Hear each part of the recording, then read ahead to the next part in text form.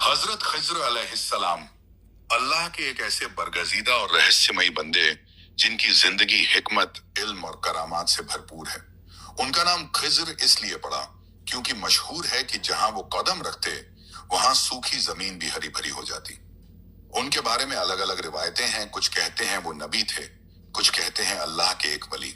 अल्लाह ने उन्हें खास इल्म लदुन्नी अता किया, यानी ऐसा इल्म जो सीधे अल्लाह के पास से आता है और जो आम इंसान की समझ से बाहर होता है। कहते हैं कि अल्लाह ने उन्हें बहुत लंबी उम्र दी और वो आज भी समुंदरों, वादियों और वीरानों में घूमते हैं, नेक बंदों और मुसाफिरों की मदद करते हैं।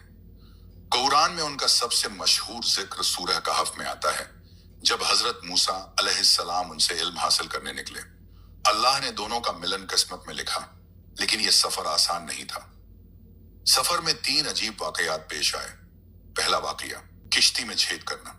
खिज्र अलैहिस्सलाम ने गरीब मजदूरों की एक किश्ती में छेद कर दिया। बाहर से देखने पर यह नाइंसाफी थी, लेकिन हिकमत यह थी कि उस इलाके का जालिम बादशाह हर सही सलामत किश्ती जबरदस्ती छीन लेता था।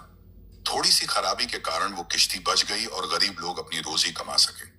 दूसरा वाकया, लड़के का कत्ल। खिज्र अलैहिस्सलाम ने एक नौजवान लड़के को कत्ल कर दिया।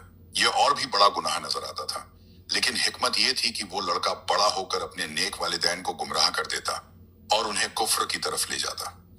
अल्लाह ने उसकी जगह उन्हें एक नेक औलाद देने का इरादा किया जो रहमत और ईमान का जरिया बनती। तीसरा वाकया, दीवार को खड़ा करना। एक गांव में लोग मेहमान नवाज नहीं थे, फिर भी खिज्र अलैहिस्सलाम ने वहां की टूटी दीवार मुफ्त में बना दी। असल में उस दीवार के नीचे 2 यतीम बच्चों का खजाना दबा था जो उनके बाप दादा ने छोड़ा था। अल्लाह चाहता था कि जब वो बच्चे बड़े हों तो उन्हें अपना माल सही सलामत मिल जाए। इन तीनों वाकयात के बाद उन्होंने मूसा अलैहिस्सलाम से कहा, यह मेरे और तुम्हारे दरमियान जुदाई का वक्त है, लेकिन याद रखो अल्लाह का इल्म बेहिसाब है और हर चीज के पीछे एक हिकमत होती है जो इंसान फौरन नहीं समझ पाता। हजरत खिज्र अलैहिस्सलाम की जिंदगी हमें यह सिखाती है कि हम हर अमल को अपनी नजर से मत तोलें, क्योंकि अल्लाह के कामों के पीछे वो हिकमतें होती हैं जो हमारी सोच से कहीं ऊंची हैं।